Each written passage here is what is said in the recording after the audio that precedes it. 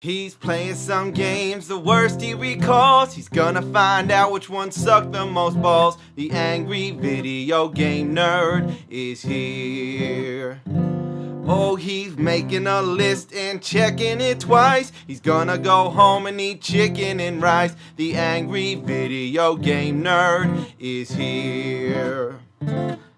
He hates the games that stink. He knows which games to break.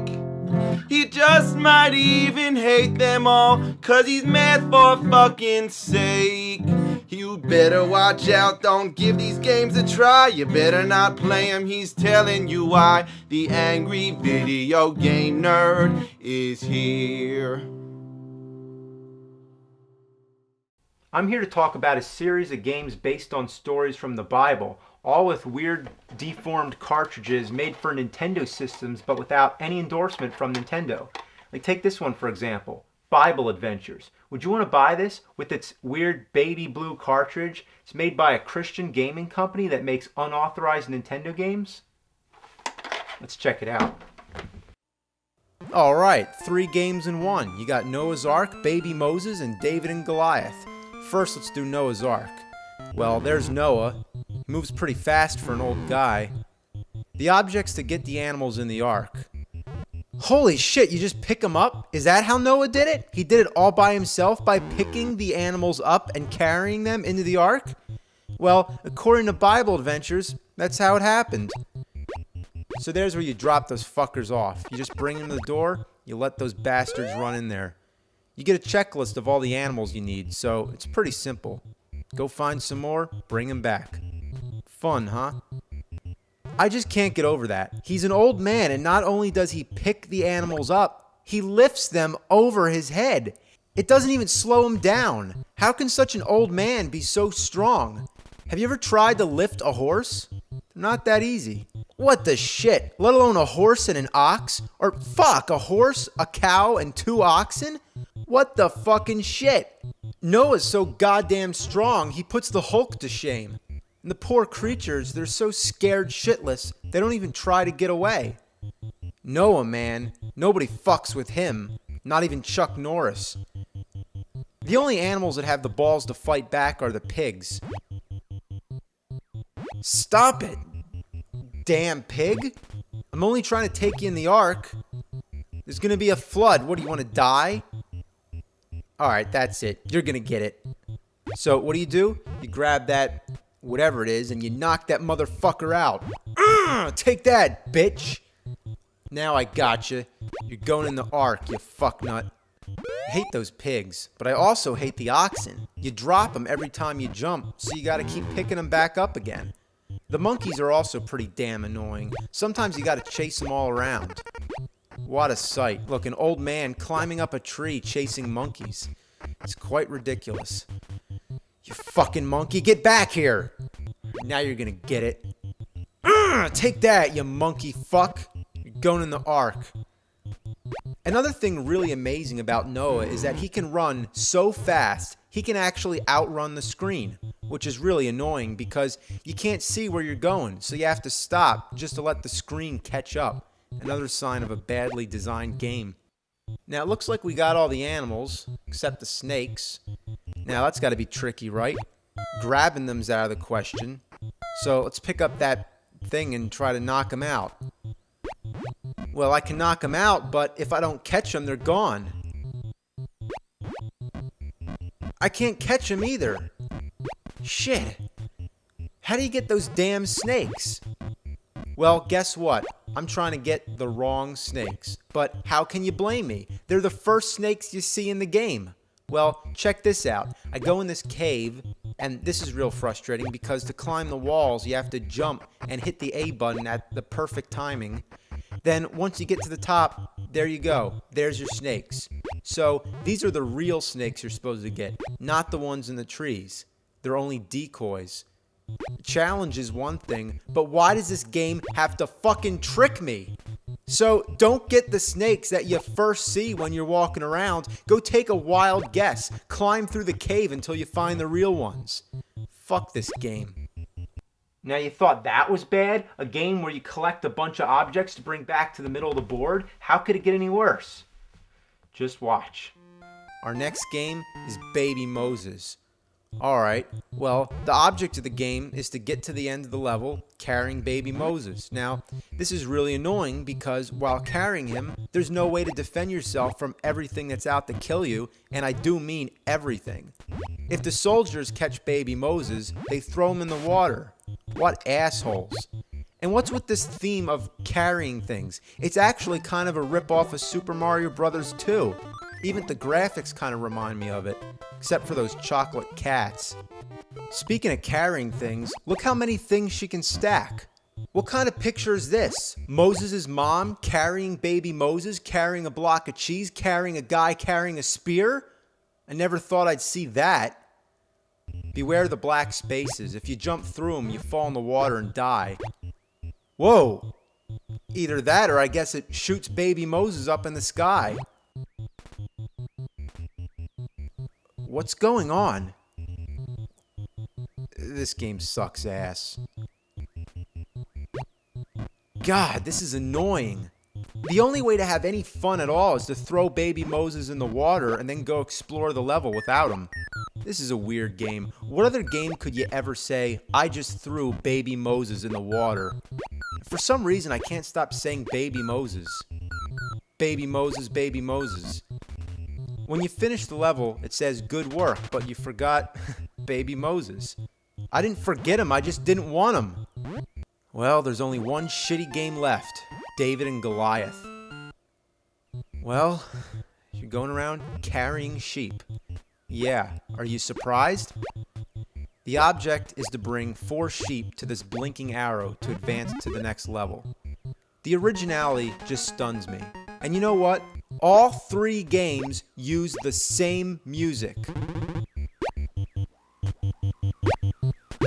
You'd rather listen to your only infant child puking to death. That is, choking on his own puke chunks. That's disgusting. I apologize. Those sheep are a bitch to carry, especially if you're trying to get past the lion. That lion hates sheep and anybody who carries sheep. However, if you go past them without the sheep, they don't give a shit. I can even pick the lion up and it doesn't care. Sure, try that in real life. Pick up a lion and see what happens. And while you're at it, just try to punch that lion in the nuts. Yeah, right in the fucking nuts. You can even use an acorn to knock the lion out. Damn, I wouldn't want to get hit by one of those acorns. Those lions are fucking wusses. What? What happened? Did you see that? That lion just fell flat on his ass. And he fell at the same time as this squirrel. So who knocked them both out? Well, let's take a look at the whole replay and see what happened. Here we see this squirrel throws an acorn. It clobbers the lion. Bam! Now let's back up a bit. Just before he gets hit, this other squirrel throws an acorn, which comes right back down, and bam! He knocked himself out with his own acorn. Dumb shit. Anyway, let's go get some sheep. I like the sheep sound effects.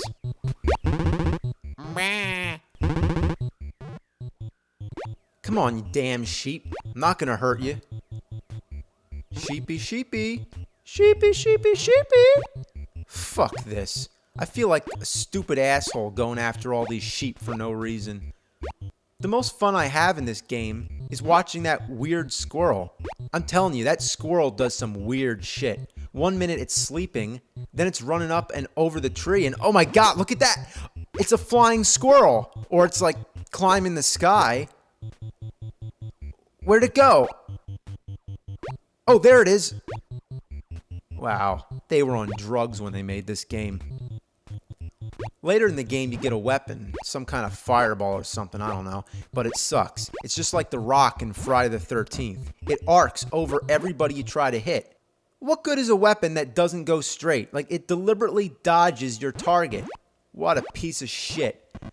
Now, I know I'm sucking pretty bad at this, but unless you've played it, you have no idea how friggin' awful the controls are. It just feels slippery, and you feel like you have to force everything you're doing.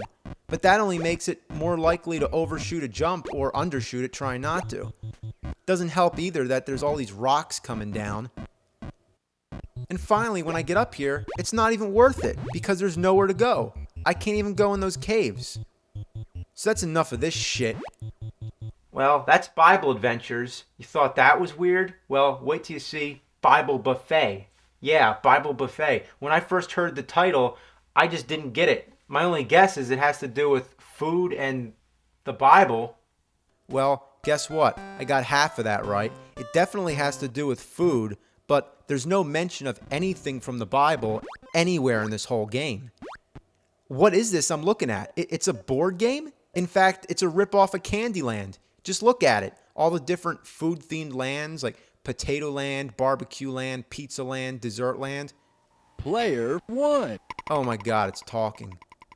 Well, you spin the wheel, and you make some moves just like any board game. Then you get to play all these weird mini games which sort of resemble an Atari game. The sound effects are classic. And it definitely resembles Attack of the Killer Tomatoes more than it does the Bible. So you lay down all these exploding pancakes which blow up everything. I think they're supposed to be oil drums or something, but everything else is some kind of food, so I'm just going to call them exploding pancakes. I mean, this is just fucking weird. It might as well be anything. I mean, look at all this stuff that's trying to kill me. Potato chips and pizzas and pork chops and bottles, watermelons, ice cream cones, ice cubes, and cans of like soda coming out of a vending machine. Look, a snowman. Watch this. I'm gonna blow his fucking head off. Yeah, that snowman's dead as shit. I just pushed that thing into the exit, but there's no way to get it back out. So now I blocked myself from finishing the level, and my only choices now are to reset the game or commit suicide. Every once in a while you get a little quiz. True or false? I guess true. True or false? I guess false. What the hell am I guessing? It would help if I had the questions. You know where they are? They're in the manual. So, unless you still have the manual, let alone have the fucking game, you're not going to know what the questions are. Now, what was the problem with putting the questions on the screen? Why didn't they do that instead? What were they thinking? All right. That voice is just crazy. I don't know what it is, but it just sounds out of place. Not that anything is in place, but I don't know. It's so rare to hear such a clear voice in a Nintendo game. But I suppose it's also rare for Nintendo to have a Bible game with no references to the Bible, resembling Atari that's all about food trying to kill you, yet it's also a board game ripoff with quizzes that you can't answer. And if it's a Bible game, why do you blow a snowman's head off? Whatever happened to Thou Shall Not Kill? Please, somebody tell me, what the hell am I playing? I kind of like it, but I gotta turn it off before I go insane. So let's play another Bible game. It's the Book of Genesis on Sega Genesis, and the soundtrack is Genesis. I'm just making this up, but let's move on to Super Nintendo and check out this game that I'm actually not making up. I couldn't even come up with anything half as crazy if I tried. This is Super Noah's Ark 3D, yet it's also referred to as Super 3D Noah's Ark because of the way the title art's misrepresented. So, who knows? Call it whatever you want. Call it Super 3D Fuck Farts if you want. I know it's weird, but the weirdness actually starts with the cartridge. As you can see, it looks like no other Super Nintendo game you've ever seen. In fact, it doesn't even look like a game at all. It looks more like a Game Genie. By this time, I believe Nintendo was catching on to the fact that Wisdom Tree was making these Bible games for their system without their permission. So what I think happened was, when Super Nintendo came out, they put a new lockout chip inside the system, which only allows games licensed by Nintendo to work. So, how many Super Nintendo games came out not licensed by Nintendo? Well, just one, and it found a way. By plugging an official Super Nintendo game into the top of it, it overrides the lockout chip and you can play it. The question is, would you want to? Well, actually, yeah, you would. What other first-person shooter game do you get to play as Noah? I really can't believe this game exists, but it seems to be a fact because I'm playing it. Now, does it look like Wolfenstein 3D? Yes. In fact, it is Wolfenstein 3D. It doesn't even count as a ripoff. It's the same fucking game, but with Noah. Instead of shooting Nazis, he's shooting goats. All the levels are exact duplicates, but what's really funny to know is that there's a story going around that id, the company that made Wolfenstein and Doom, they gave their own game to Wisdom Tree for them to turn into this. Why? Well, according to the rumor, id was pissed off that the Super Nintendo version of Wolfenstein was inferior to the PC version, and that Nintendo basically butchered it by toning down the violence as well as altering numerous other things. So, as some sort of joke or whatever, id handed the source code over to Wisdom Tree for them to make the mockery which you're looking at now. And there's a bit of a conspiracy going on. According to the Bible, Noah puts 2 of each animal in the ark, right? Well, according to this game, he put a whole bunch of goats on there. And if that's not crazy enough, guess what? All those goats want Noah dead. Damn, why is there so many of them, and why do you shoot them with a slingshot? I think that would actually make him more angry. I can't even see what you're supposed to be shooting at them anyway. It just looks invisible. It's supposed to be food, I guess, but why does it put the animals to sleep? Well, I guess Noah shoots the food so hard that it knocks the animals unconscious. Now, what's even stranger is how they attack you. They just do like these weird kicks from a mile away, and they hit you. Like, how do they even reach? Listen to how cheerful the music is.